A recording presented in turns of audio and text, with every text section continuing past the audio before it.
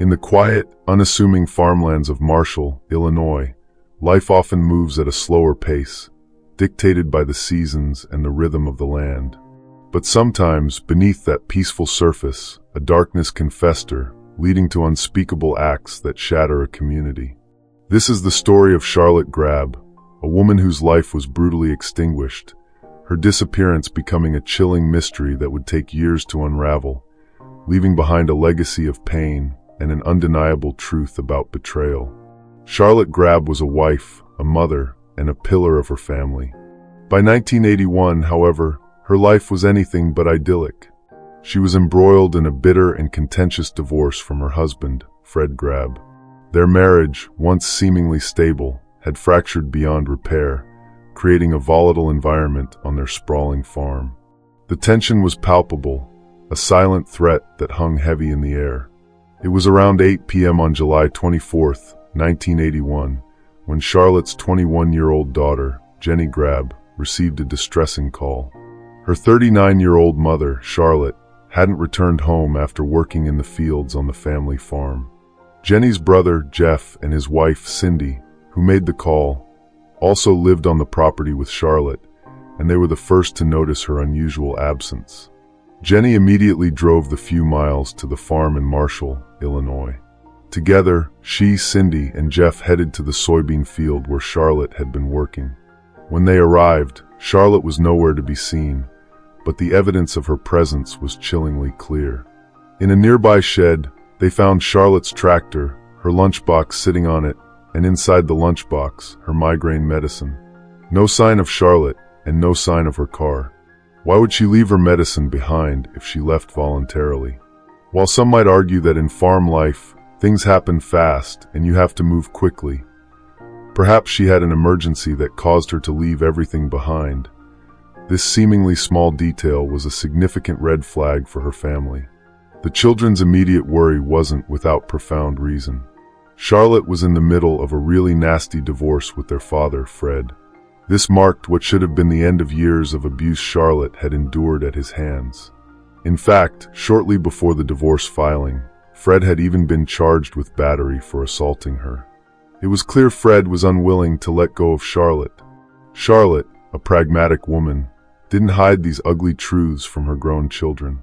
She leaned on them for support, and in a chilling premonition, had just told her family days earlier that if she ever didn't come home for any reason, something was up, and they should come look for her. Adding to their mounting concern, a couple of neighbors told Jeff and Jenny that Fred had been spotted in the area around 4 to 4:30 that afternoon. The children immediately set off to find Fred, checking a few local bars where he was known to spend his time. When they couldn't locate him, Jenny reached out directly to Clark County Sheriff James Thompson, known affectionately as Red in their small town. By the very next day, Sheriff Red enlisted the help of the state police, who managed to track Fred down. They found him on the farm, specifically in that very shed from which Charlotte might have disappeared. According to police records, Fred told investigators that in the early afternoon on July 24th, he arrived at the shed with a woman named Vickie McCalister because she needed a burn barrel. As Fred began to load one up, Charlotte reportedly pulled up on her tractor. Fred then instructed Vickie, who was his new girlfriend, to hide in the front seat of his truck to avoid a confrontation. Did hiding Vickie really help avoid a confrontation? According to Fred, it didn't really matter. He admitted that when Charlotte got off her tractor, they immediately started arguing about his relationship with Vickie anyway. Fred claimed the fight ended with him telling Charlotte to go to hell, after which he jumped into his truck and drove away. He further stated that Charlotte followed him in her own car, racing up behind him, giving him the finger. The last he saw of her, he said, was when he crossed over I-70, while Charlotte went right, heading towards Terre Haute, Indiana, just over the state line, about 20 minutes from Marshall, and conveniently close to the Grabbe property near the Wabash River. Fred also insisted that Charlotte had done this before, leaving suddenly, and that she was merely playing some kind of game and would eventually return. As for his own whereabouts, he claimed he went to Vickie's trailer, arriving around 4 p.m., and stayed there until the next morning. At least part of Fred's story initially seemed to align with the facts. Police followed up with Grabbe neighbors, who confirmed they did see Fred driving in his pickup truck with Charlotte's car following close behind, just as he said. One neighbor placed this sighting between 4:15 and 4:30 p.m. But this is where Fred's narrative began to unravel. Both neighbors who witnessed this tell authorities they didn't believe it was Charlotte driving Charlotte's car. How could they be so sure? One witness described the driver as a woman with blonde, curly hair. Charlotte, on the other hand, was known to have straight, short, dark hair. Both witnesses knew Charlotte very well, lending significant weight to their accounts. This immediately shifted suspicion to Vickie McCalister. Did Vickie McCalister have blonde, curly hair? Charlotte's daughter, Jenny, years later couldn't precisely recall, only remembering Vickie's hair as frizzy. However, police records confirm Cindy, Jeff's wife, told authorities Vickie had blonde, curly hair. Pictures from that era also confirm her light-colored, curly hair. It wasn't a mystery who could have been driving Charlotte's car. Logically, investigators should have immediately confronted Fred about these discrepancies. However, the existing files don't show that police pressed Fred on this critical point. On July 26th, 2 days after Charlotte was last seen, police did interview Vickie. Yet, there's no record of them pressing her on whether she was the one driving Charlotte's car. Vickie largely echoed Fred's story, stating she hid in the truck, heard the argument, and then drove away with Fred, arriving at her trailer between 4 o'clock and 5 p.m. It seemed the crucial questions weren't being asked.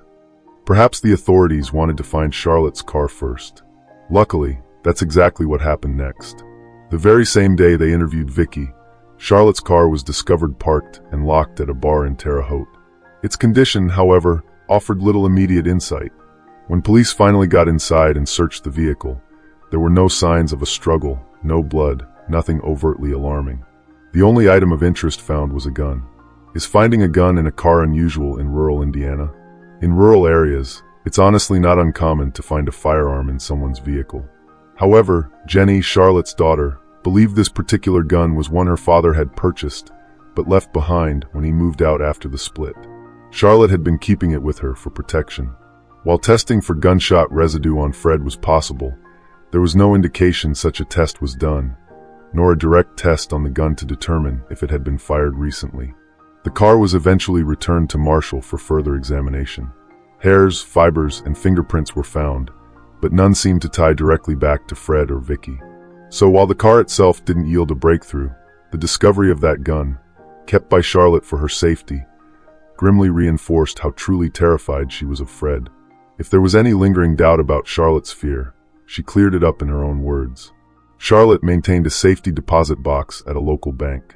When investigators finally gained access, they found a chilling 3-page, signed letter, dated July 10th, just about 2 weeks before she vanished.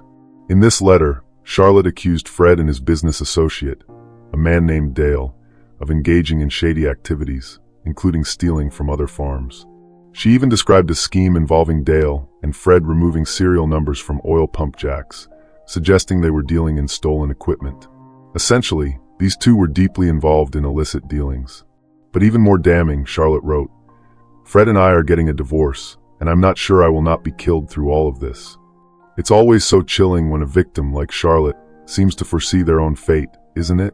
It's a devastating reality, like watching a train barrel towards them with no way to stop it. Charlotte's words were a desperate cry, a written plea for awareness, highlighting the very real and imminent danger she felt. The signs that Charlotte was in peril before she vanished were undeniable, not just in the form of past assaults from Fred. Jeff told police that the day before Charlotte's disappearance, she received a strange call from a woman. This woman claimed to have documents that would implicate Fred and wanted to meet Charlotte at a bar. Charlotte, wisely, refused to meet when the woman wouldn't give her name. Who was this mysterious woman, and what was this call truly about? This remains another puzzling layer to the mystery. Its connection to Charlotte's disappearance is still vague, leaving authorities with more questions than answers. Despite the police's struggle for concrete evidence, Charlotte's children didn't need the same proof a jury would. They were convinced from the very beginning that their own father had murdered their mother. Not everyone shared their conviction. Fred had his allies. Police interviewed a friend of Fred's named Essel, who echoed Fred's belief that Charlotte was playing a game and would return, and he insisted Fred would never harm her. Authorities also spoke to Fred's business associate, Dale. Oddly enough, according to a Forensic Files episode, Dale claimed Fred was with him at his house on the night of the 24th. Wait, if Fred told police he was at Vickie's trailer, why is Dale saying he was with him? Dale's alibi directly contradicted Fred's own statement. Moreover, anything Dale said should be taken with a grain of salt, given his likely involvement in Fred's illegal activities. Jenny confirmed that Charlotte was also afraid of Dale. Unfortunately, Dale is no longer alive, so he can't be questioned further. Even if Dale were telling the truth, it doesn't provide a clear timeline for Charlotte's disappearance, as the exact time she went missing was still unknown. Jenny recalled that her mother typically went out to the field very early, often at daybreak, and sometimes worked late into the night. The only rough timeline came from those neighbors who saw Fred's truck and Charlotte's car driving away, with someone who wasn't Charlotte at the wheel. One neighbor saw this between 4:15 and 4:30 p.m. Another placed Fred's truck at the shed between 3 o'clock and 4 p.m., but by 4:30, both vehicles were gone. This suggested something happened between 3 o'clock and 4:30 p.m., but Fred's movements afterward remained obscured by conflicting stories. As August 1981 rolled in, authorities and locals organized search parties for Charlotte, including searching the Wabash River near the Grabbe property. But Marshall is in rural Illinois, an area of thousands of acres of corn and soybean fields, making it a literal needle in a haystack. Reporter Emily, who interviewed Fred, noted their property alone spanned over 1,000 acres, some spilling into Indiana. The corn was high that time of year, making visibility almost impossible. It was an endless, daunting landscape. By September, feeling a tug of desperation, police even called in a psychic, leaving no stone unturned.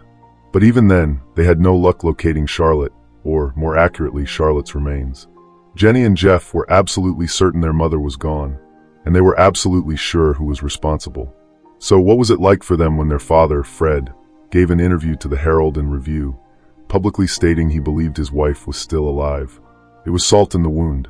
This public declaration further fueled Jeff and Jenny's determination, and they pressured authorities to convene a grand jury. In October of 1981, they got their wish, sort of. The problem was, when Fred and Vickie appeared before the grand jury, they both pleaded the fifth.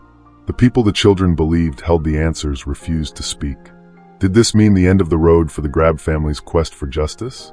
The prosecutor informed Jenny that they didn't have enough evidence for an indictment. When Jenny asked what they would need, he pointed to two things. If this is going to move forward, we either need a body or we need a witness. Neither materialized. Months turned into years. By August of 1984, with her mother's case 3 years old, Jenny hired a private investigator named Charles Pearson. Charles had a breakthrough idea. He discovered that, by this point, Vickie McCalister and Fred Grabbe were no longer together. Time had changed things, and often, after years, people changed their minds about talking. This could be huge for the case. Charles didn't immediately confront Vickie. He started hanging around bars where Vickie was known to drink and play pool. The Chicago Tribune reported they eventually met at one of these bars. After gaining her trust, Charles eventually dropped the charade, explained he was a PI, and pressed Vickie on what she might know about Charlotte's disappearance.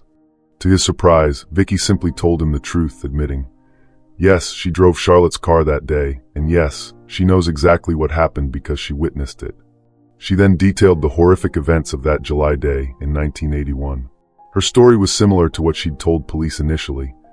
She and Fred arrived at the shed for the barrel. Charlotte came in on her tractor, and Vickie hid. But here, Vickie's story changed dramatically. She recounted that Fred, a large man at 6 feet 4 inches and 280 pounds, became violent. He attacked the much smaller Charlotte and ultimately strangled her to death. Vickie witnessed the entire horrific act. So, she wasn't just hiding in the truck like she initially claimed. No. According to Vickie, she was watching, possibly peeking out from behind the truck. After Charlotte was dead, Fred loaded her body into the very barrel they had come to get, put it on the back of his truck, and then told Vickie to drive Charlotte's car. He even gave her gloves to avoid prints and a bandana to cover her identifiable blonde, curly hair. They then dumped Charlotte's car in Terre Haute and then drove to Vickie's place, about 20 minutes away in Rosedale. The depths of Fred Grabbe's depravity continued to unfold in Vickie's confession. Once at her place, Vickie claimed Fred stripped Charlotte and then sodomized her corpse. The horror escalated further as he took a grease gun and, chillingly, filled Charlotte's body with grease. Why would he do such a monstrous thing? According to Vickie, and later supported by the Forensic Files episode, Fred did this because the grease would make Charlotte's body easier to burn, a clear indication of a premeditated plan. The idea that he went to a shed to pick up a barrel, only to use it to dispose of his murdered wife, is truly sick. Fred then loaded Charlotte's body back into the barrel. Around sundown, under the cover of darkness, perhaps just as Charlotte's children were realizing their mother hadn't come home, they took the barrel to the banks of the Wabash River. There, Fred poured diesel fuel into it and lit it. Over the next 2 days, he burned Charlotte's body. Once the gruesome task was complete, Fred dumped the remaining ashes and fragments into the river, chillingly telling Vickie it would make good fish bait. Vickie explained that her initial false story to the police was born out of sheer terror. If Fred could do that to the mother of his children, what could he do to her? But now, years later, Charles Pearson convinced her to reveal the truth to authorities, and she eventually cooperated to finally bring Fred to justice. Vickie led police to the exact spot where Charlotte's body was burned, even pointing to the specific tree the barrel had been propped against. However, too much time had passed. They tested the soil but found nothing, not even traces of diesel fuel. Yet, the prosecution had asked for a body or a witness. Now they had a witness. In November 1984, true to their word, both Fred and Vickie were arrested. For Vickie, who was the linchpin of the prosecution's case, a deal of immunity was offered in exchange for her testimony against Fred. There was even talk of her receiving the $25,000 reward if Fred was convicted. A big if, because prosecutors knew convicting Fred wouldn't be easy, right? Precisely. She said, scenario is notoriously tricky. With essentially only Fred's word against Vickie's, they needed to find a way to corroborate her story, to prove her version was the truth. In the spring of 1985, with the trial looming, prosecutors got creative. Since any physical evidence of Charlotte had been incinerated, they turned to the one thing still standing: that tree. Knowing soil tests were fruitless, they wondered if the tree itself held a secret.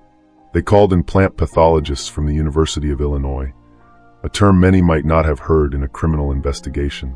What could a plant pathologist possibly discover that would help a murder case? What he discovered was wild. By taking samples and examining the tree's growth rings, the pathologist could somehow see that in 1981, most likely in the summer, some kind of damage had occurred. When his colleague examined it further, they pinpointed traces of petroleum, diesel fuel, which had caused the damage. They also noted that branches on the other side of the tree, away from where Vickie said the barrel was, showed no such damage. Unless someone else just happened to be randomly burning a barrel next to this very tree, on that specific side, in the summer of '81, Vickie's story was spot on. The tree was telling the truth. The truth, it seemed, could be dangerous when dealing with Fred Grabbe. According to police files, Fred's old buddy Dale suddenly reappeared. Police received a tip from a man named Jim, who claimed Dale had approached him, feeling him out for a murder-for-hire job on Vickie. Did Dale get arrested for this shocking plot? It doesn't appear so. There's no record of him being arrested or what came of this tip in the files. While Jim had a criminal record himself and could have been fabricating the story for a deal, the suggestion of a hit on Vickie underscored the danger she faced. Dale, as previously mentioned, is no longer alive to confirm or deny.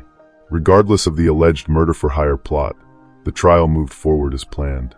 Prosecutors proved their case to the jury by putting those plant experts on the stand, alongside Vickie and Fred's own children, who did not hold back.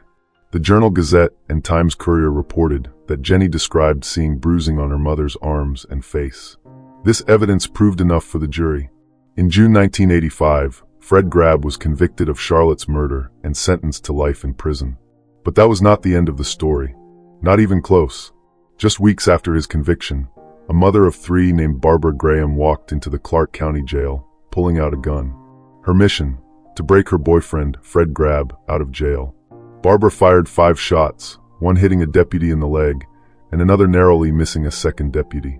Total chaos erupted before deputies managed to wrestle the gun from Barbara, ending the audacious breakout attempt. Did Fred put Barbara up to this? Fred claimed Barbara informed him of her plan while he was behind bars, and that he told her it was a bad idea. However, others told a very different story. When authorities interviewed Barbara, she confessed that Fred had instructed her on what to do, telling her to practice with the gun, pack clothes for him, and pressure her to spend all her time working on his escape. The plan was even wilder: hop on a private plane to Florida, acquire new IDs, and then fly to South America. Adding to the suspicion, authorities believed the gun used in the jailbreak was the very same gun found in Charlotte's car after she went missing. This raised a shocking question. How did that gun, evidence in a murder investigation, end up back with Fred? Jenny had stated it was his gun, and perhaps, with no indictment initially, it was legally returned.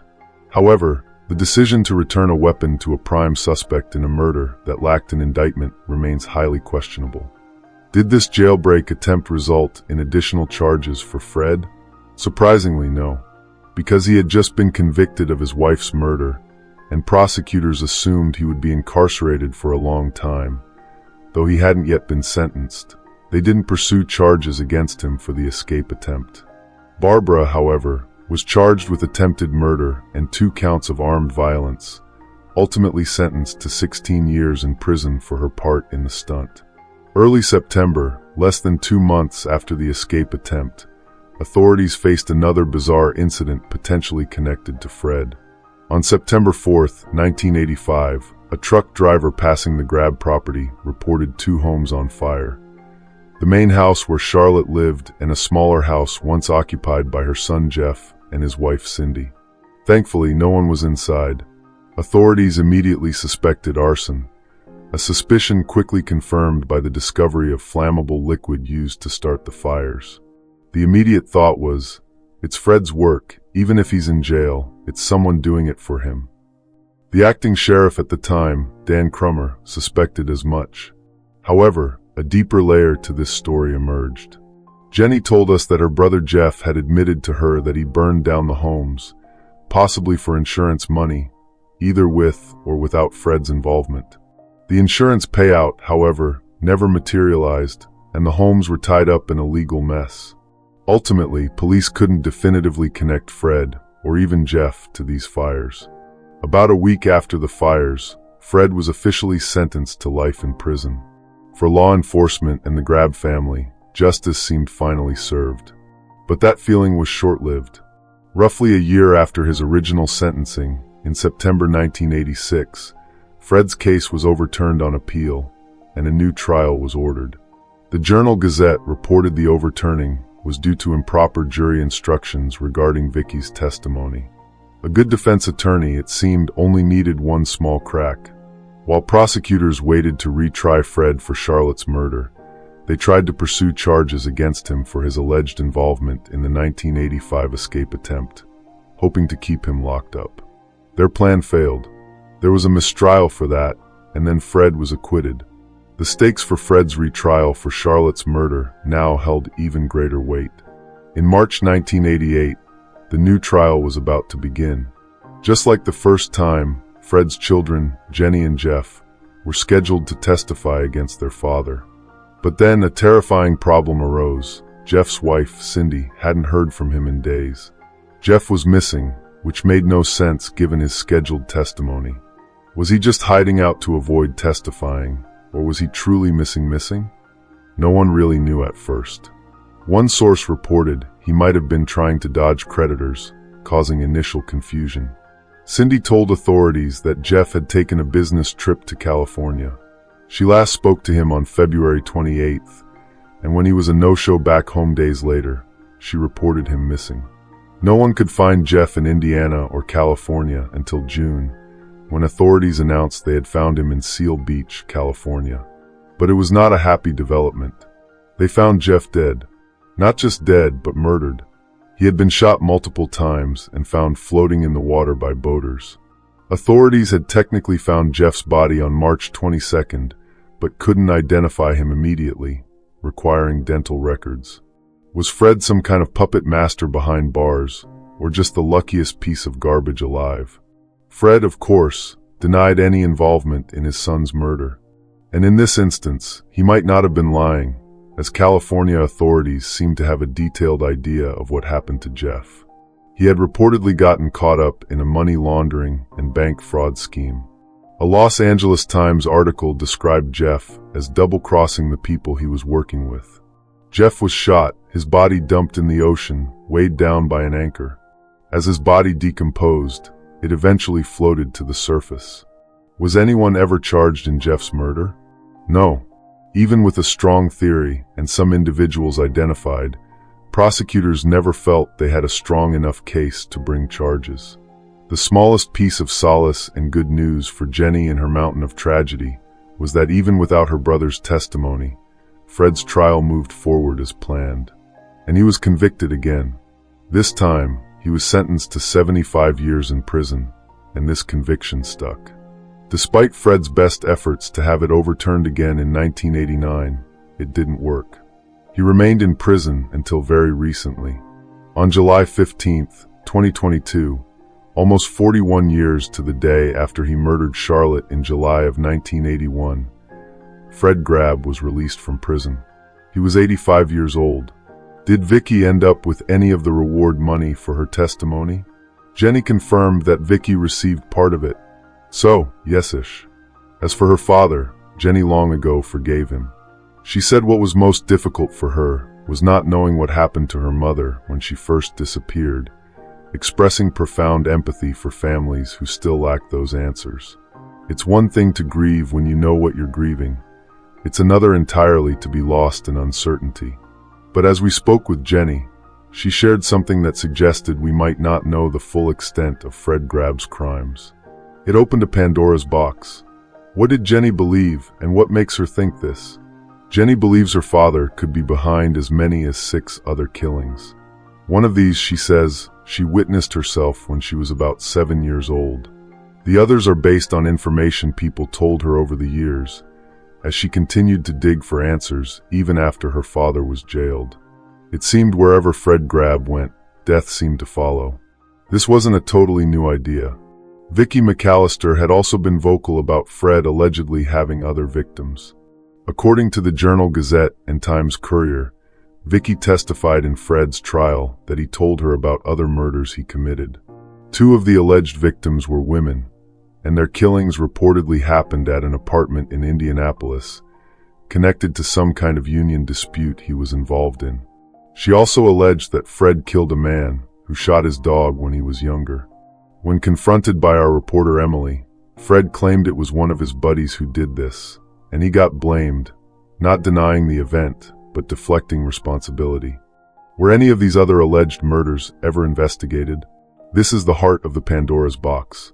Details on these claims are incredibly scarce. Our team is still digging, which is why we wanted to put this episode out now, hoping our audience might have information. Time is running out, as Fred is 85 and reportedly in poor health. Jenny doesn't visit him. Forgiveness and having a relationship are very different things. When our reporter Emily interviewed Fred at the retirement facility where he's living, she asked him about these alleged other murders and Charlotte's murder. While Fred admitted to being a violent man involved in numerous fights in his younger days, he denied murdering anyone, including Charlotte, despite 2 juries finding him guilty. He even claimed he was never abusive to Charlotte. It seems the least Fred could do at this point in his life is face what he's done, if not for himself, then for his surviving daughter. But no, he conveniently blamed the house fires on his dead son, Jeff, never implicating himself. It's important to note that those house fires weren't the only suspicious ones connected to Fred. Charlotte's stepmother, Ethel Gore, was found dead in a barn fire. A barn fire that had one single witness, Fred Grabbe. According to one source, Ethel's leg was broken, and there was a lighter near her body, which Ethel's family told the Terre Haute Starback then was not something she normally carried. Fred, when asked, claimed Ethel smoked in the barn all the time. But wait, there's more. Charlotte's best friend, Judy Lawley, was found dead of a gunshot wound to her chest just 4 months to the day after Charlotte went missing. Emily obtained the inquest records for Judy's death, and shockingly, no autopsy was done. The inquest results were probable suicide, but there's a serious problem with that conclusion. Judy was found in her bed on top of the covers. The gun, supposedly used to take her own life, was found under the covers. How is that possible? It doesn't make sense. It's a detail that screams for further investigation. It bears repeating that Fred Grabbe has never been arrested or charged in anyone else's murder, nor has he ever been named a public person of interest or suspect in another murder. We reached out to former Clark County Sheriff Dan Rodden, but he wasn't interested in talking. We would love to hear what he has to say if he changes his mind. Our team is still digging to see what else we can uncover, especially regarding those alleged victims for whom we can't even find matching cases. Make sure you follow True Crime Continent on social media and subscribe to our newsletter for updates that don't fit into an episode or for the new information we unearth. And what about Vickie McCalister? Was our reporter Emily ever able to track her down? Emily tried. She went to Vickie's house, and a woman who looked a lot like Vickie answered the door, but claimed she wasn't her. It's understandable if she doesn't want to talk after all these years, especially since she never faced jail time due to her immunity. If Vickie is listening somewhere, we would still love to talk. Charlotte's daughter, Jenny, told us that her mom was a loving mother and grandmother, and above all, a hard worker, instilled with a strong work ethic from her farming family. Whether Jenny realizes it or not, that very same work ethic, her continued push for answers in her mother's case, is perhaps the best way she could have honored Charlotte's memory.